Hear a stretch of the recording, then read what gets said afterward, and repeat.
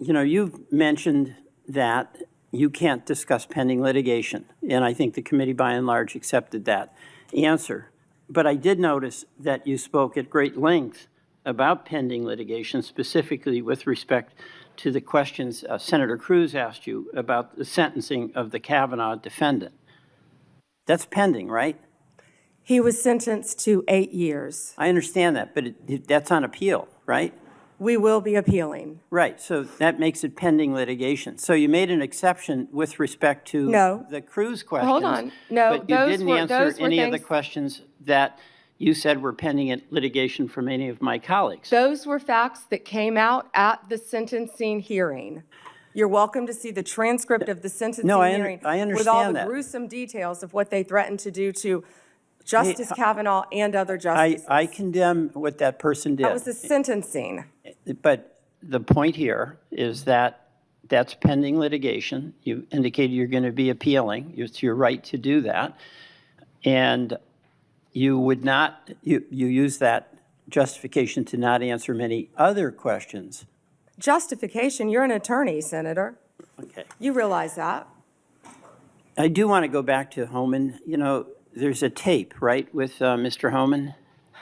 I mean, first of all, is there a tape that has audio and video of the transfer of the $50,000? You would have to talk to Director Patel about that. No, I'm talking to you. I don't know the answer, Senator. Yeah, you do know the answer to that. Don't call me a liar. I didn't call you a liar. You just said I know the answer. I said I don't know the answer. Well, you have to talk to Director Patel. What I said is that investigation was closed. If you don't know, why don't you know whether there was a tape and video? Senator, I believe that was resolved prior to my confirmation as Attorney General. Do you think that it is of public interest for the people to know what happened to the $50,000 that the FBI turned over to Homan? Did you hear what I just said? That was resolved prior to my confirmation as Attorney General. That's why I said I would not know. It's not resolved. There's $50,000. Homan has it, or somebody has it. Do you have no interest in knowing where it is?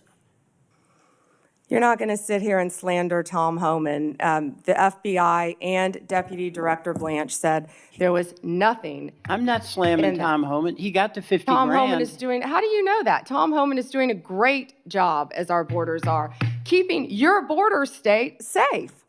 You're a border state. Thank you, Senator Welch. We're going to Madam President, could I have 1 minute? Not right now. At the end, if you wait, we'll talk about it. Point of personal privilege? Not right now. Senator Tillis and many others have been waiting their turn. I know, but this is 1 minute, and it relates to testimony that she gave about me. Senator Tillis, go ahead. Thank you, Madam Chair. General Bondi, thank you for being here. I'm going to get... Hear why this exchange matters, and why it should worry anyone who cares about democratic accountability, regardless of party.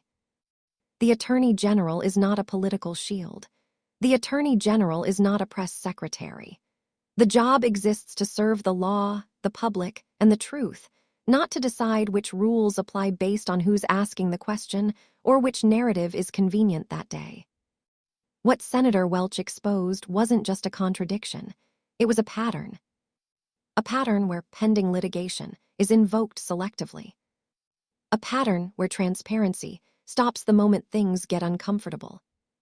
A pattern where legitimate oversight is reframed as hostility.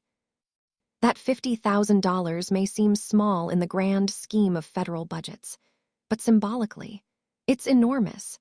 Because if the Attorney General doesn't feel compelled to know where that money went, what else isn't being tracked? What else is being waved away as resolved without explanation?